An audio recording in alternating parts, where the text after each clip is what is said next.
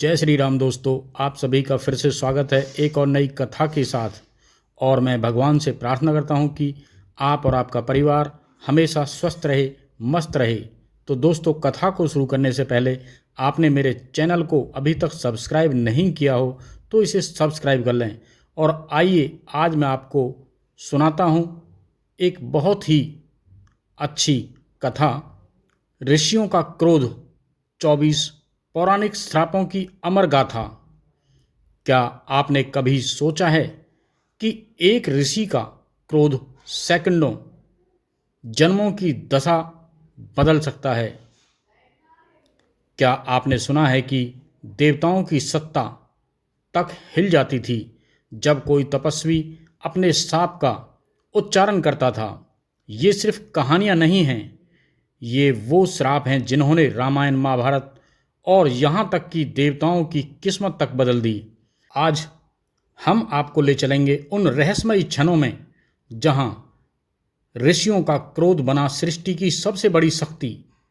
क्यों दिया गया था श्राप, किसे मिला था, और क्या आज भी वो श्राप असर कर रहे हैं? रहिए आप हमारे साथ, क्योंकि ये सिर्फ कथा नहीं, ये अमर गाथा है। तो शुरू करते हैं और बताते हैं आपको संपूर्ण कथा की जानकारी। सनातन पौराणिक ग्रंथों में अनेक श्रापों का वर्णन मिलता है। हर श्राप के पीछे कोई न कोई कहानी जरूर मिलती है। आज हम आपको 24 ऐसे ही प्रसिद्ध श्रापों और उनके पीछे की कथा बताएंगे। नंबर 1, युधिष्ठिर का स्त्री जाति को श्राप। महाभारत के शांति पर्व के अनुसार युद्ध समाप्त होने के बाद जब कुंती ने युधिष्ठिर को बताया कि कर्ण तुम्हारा बड़ा भाई था, तो पांडवों को बहुत दुख हुआ। तब युधिष्ठिर ने विधि विधान पूर्वक कर्ण का भी अंतिम संस्कार किया। माता कुंती ने जब पांडवों को कर्ण के जन्म का रहस्य बताया तो शोक में आकर युधिष्ठिर ने संपूर्ण स्त्री जाति को श्राप तक दिया कि आज से कोई भी स्त्री गुप्त बात छिपा कर नहीं रख सकेगी। नंबर 2, ऋषि किदम्ब का राजा पांडु को श्राप। महाभारत के अनुसार एक बार राजा पांडु शिकार खेलने वन में गए। उन्होंने वहां हिरण के जोड़े को मैथुन करते हुए देखा और उन पर बाण चला दिया। वास्तव में वो हिरण व हिरणी ऋषि किदम्ब व उनकी पत्नी थी।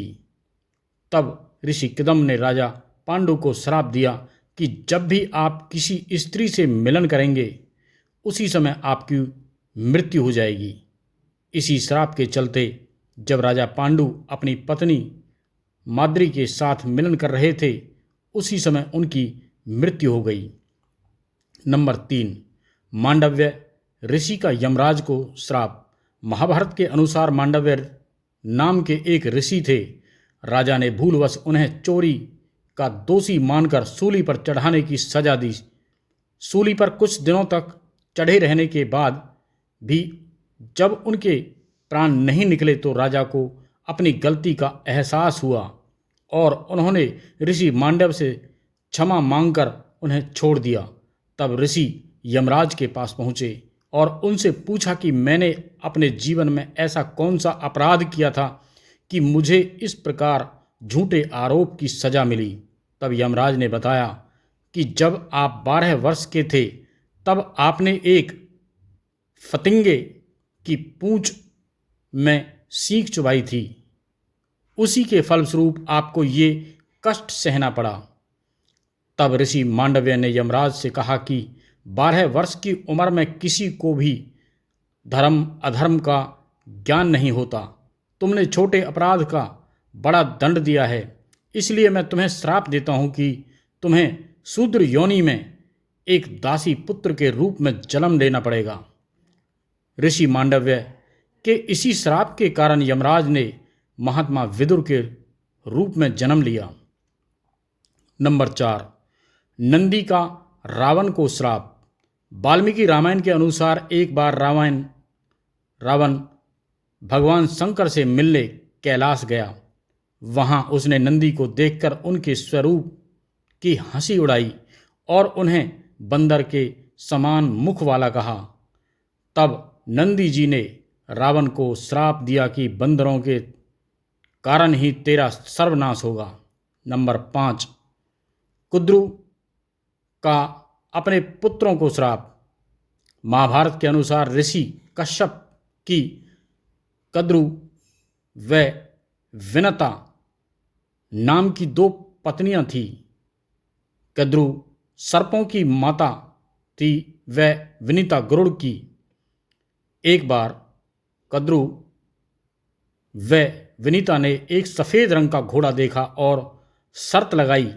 विनीता ने कहा कि ये घोड़ा पूरी तरह सफ़ेद है और कद्रु ने कहा कि घोड़ा तो सफ़ेद है लेकिन इसकी पूंछ काली है। कद्रु ने अपनी बात को सही साबित करने के लिए अपने सर्प पुत्रों से कहा कि तुम सभी सूक्ष्म रूप में जाकर घोड़े की पूंछ से चिपक जाओ जिससे उसकी पूंछ काली दिखाई दे और मैं शर्त जीत जाऊं। कुछ सर्पों ने कद्रु की बात नहीं मानी।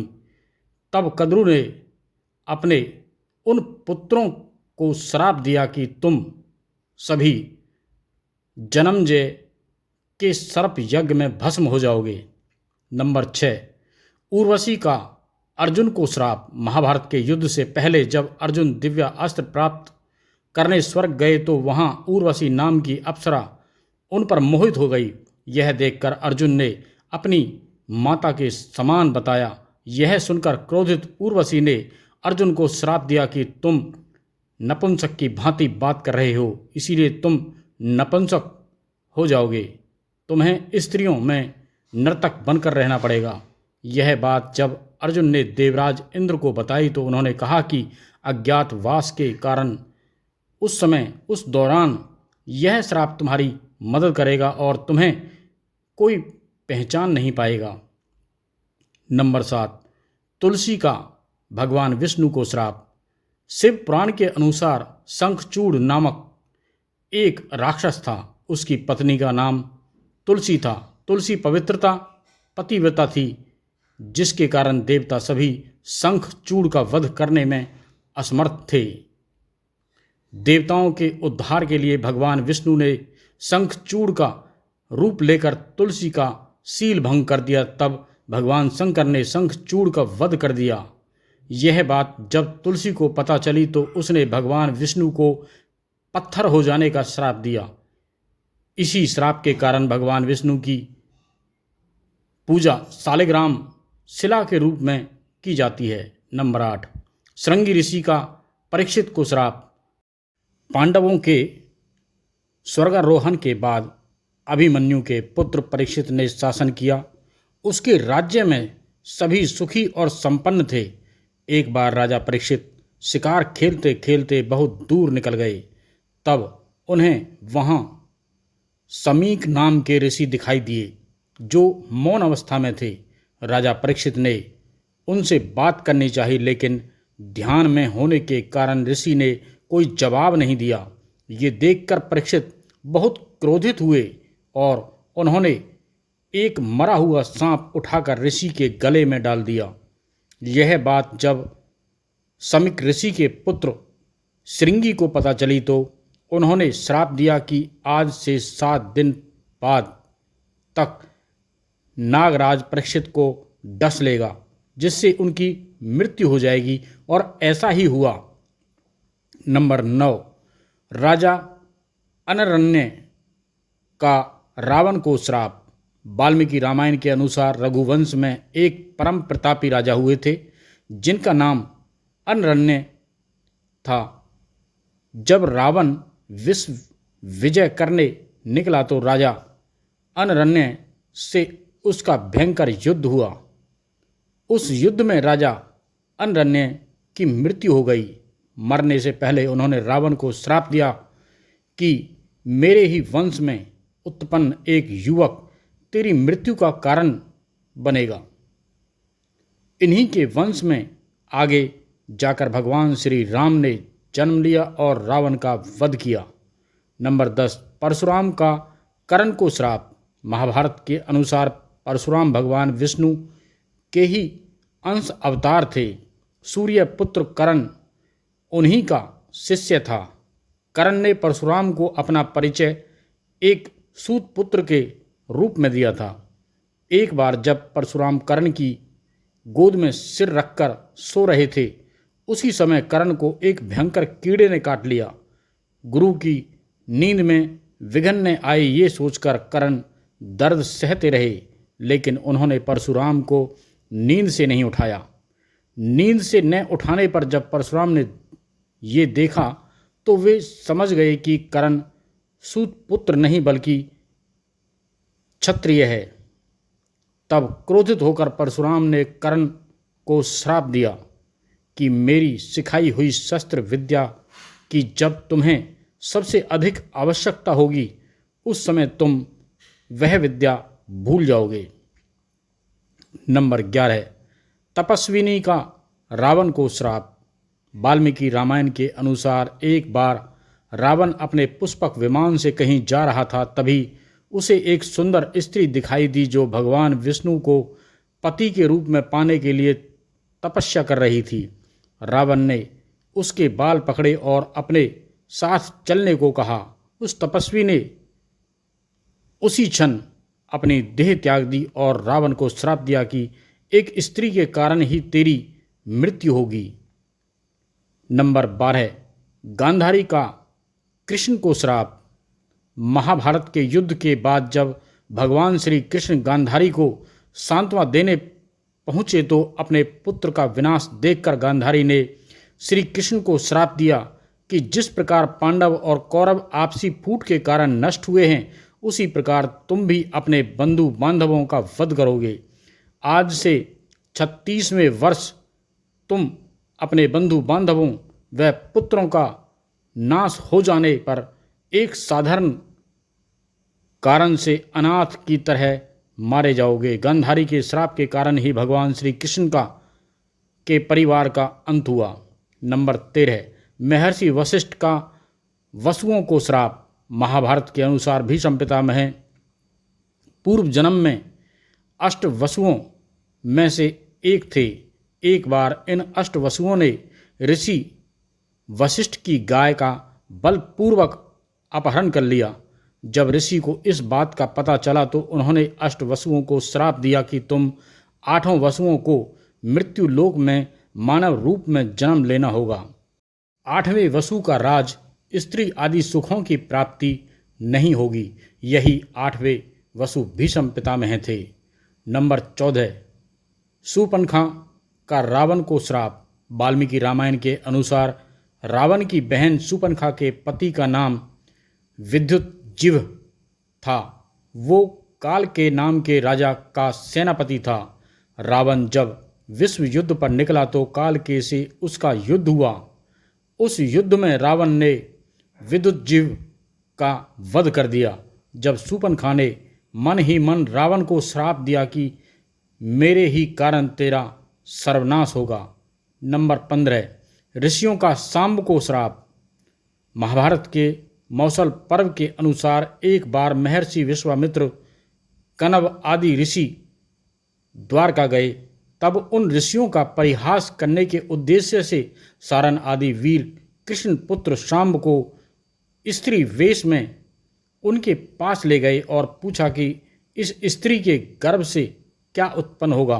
क्रोध होकर ऋषियों ने श्राप दिया कि कृष्ण का ये पुत्र वृषण और अंधकवशी पुरुषों का नाश करने के लिए लोहे का एक भयंकर मूसल उत्पन्न करेगा, जिसके द्वारा समस्त यादव कुल का नाश हो जाएगा।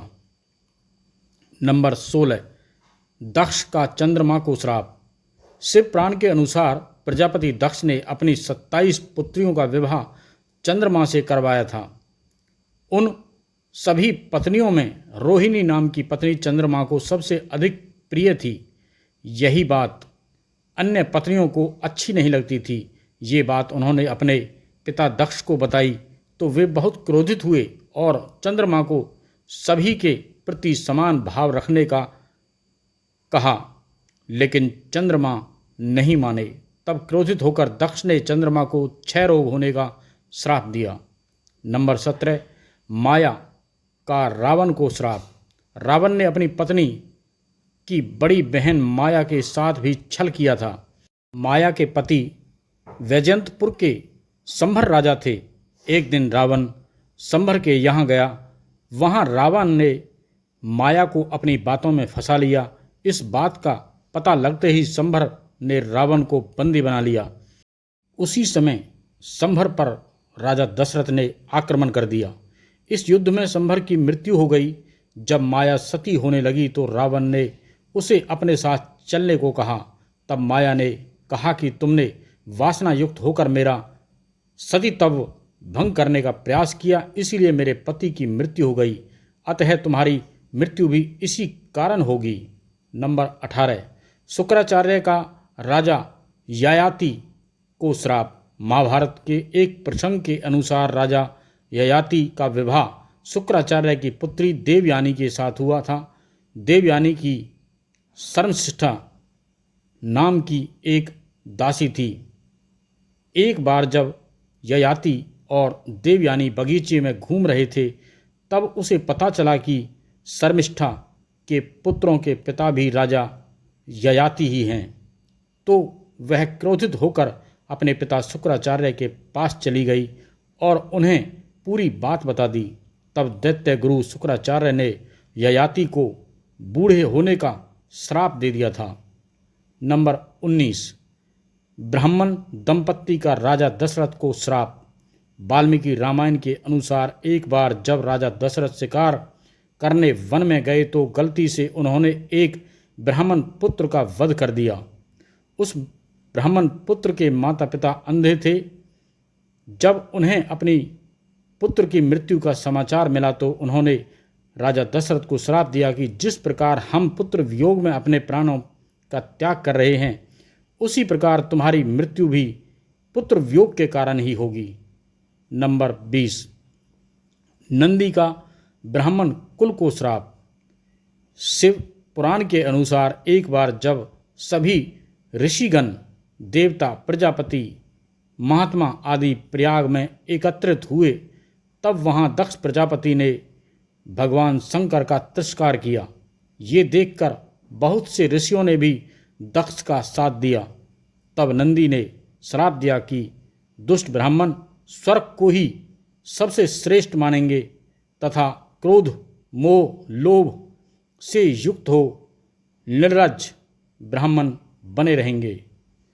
शूद्रों का यज्ञ करवाने वाले वे दरिद्र होंगे। नंबर 21, नल कुबेर का रावण को श्राप। वाल्मीकि रामायण के अनुसार विश्व विजय करने के लिए जब रावण स्वर्गलोक पहुंचा तो उसे वहां रंभा नाम की अप्सरा दिखाई दी। अपनी वासना पूरी करने के लिए रावण ने उसे पकड़ लिया। तब उस अप्सरा ने कहा कि आप मुझे इस तरह से स्पर्श न करें, मैं आपके बड़े भाई कुबेर के बेटे नल कुबेर के लिए आरक्षित हूँ, इसीलिए मैं आपकी पुत्र वधू के समान हूँ। लेकिन रावण ने उसकी बात नहीं मानी और रंभा से दुराचार किया। यह बात जब नल कुबेर को पता चली तो उसने रावण को श्राप दे दिया कि आज के बाद रावण बिना किसी स्त्री की इच्छा के उसको स्पर्श करेगा तो उसका मस्तक 100 टुकड़ों में बट जाएगा। नंबर 22, श्री कृष्ण का अश्वत्थामा को श्राप। महाभारत युद्ध के अंत समय में जब अश्वत्थामा ने धोखे से पांडव पुत्रों का वध कर दिया, तब पांडव भगवान श्री कृष्ण के साथ अश्वत्थामा का पीछा करते हुए महर्षि वेदव्यास के आश्रम तक पहुंच गए। तब अश्वत्थामा ने पांडवों पर ब्रह्मास्त्र का वार किया। ये देख अर्जुन ने भी अपना ब्रह्मास्त्र छोड़ दिया। महर्षि व्यास ने दोनों अस्त्रों को काटने से रोक लिया और अश्वत्थामा और अर्जुन से अपने अपने ब्रह्मास्त्र वापस लेने को कहा। तब अर्जुन ने अपना ब्रह्मास्त्र वापस ले लिया, लेकिन अश्वत्थामा ये विद्या नहीं जानता था, लेकिन उसने अपने अस्त्र की दशा बदलकर अभिमन्यु की पत्नी उत्तरा के गर्भ की ओर कर दी। यह देख भगवान श्री कृष्ण ने अश्वत्थामा को श्राप दिया कि तुम 3000 वर्ष तक इस पृथ्वी पर भटकते रहोगे और किसी भी जगह किसी पुरुष के साथ तुम्हारी बातचीत नहीं हो सकेगी। तुम्हारे शरीर पे पीप और लहू की गंध निकलेगी, इसीलिए तुम मनुष्यों के बीच नहीं रह सकोगे, दुर्गम वन में ही पड़े रहोगे। नंबर 23, तुलसी का श्री गणेश को श्राप। ब्रह्मवृत पुराण के अनुसार एक बार तुलसी देवी गंगा तट से गुजर रही थी। उस समय वहाँ श्री गणेश तप कर रहे थे। श्री गणेश को देखकर तुलसी का मन उनकी ओर आकर्षित हो गया। जब तुलसी ने श्री गणेश से कहा कि आप मेरे स्वामी हो जाइए, लेकिन श्री गणेश ने तुलसी से विवाह करने से इनकार कर दिया। क्रोधवश तुलसी और गणेश ने तुलसी को वृक्ष बनने का श्राप दिया। नंबर 24, नारद का भगवान विष्णु को श्राप। शिव पुराण के अनुसार एक बार देव ऋषि नारद एक युवती पर मोहित हो गए।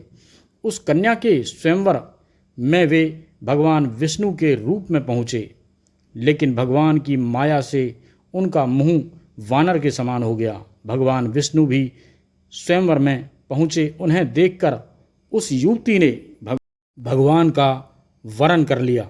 ये देखकर नारद मुनि बहुत क्रोधित हुए और उन्होंने भगवान विष्णु को श्राप दिया कि जिस प्रकार तुमने मुझे स्त्री के लिए व्याकुल किया है, उसी प्रकार तुम भी स्त्री विरह का दुख भोगोगे। भगवान विष्णु ने राम अवतार में नारद मुनि के इस श्राप को पूरा किया।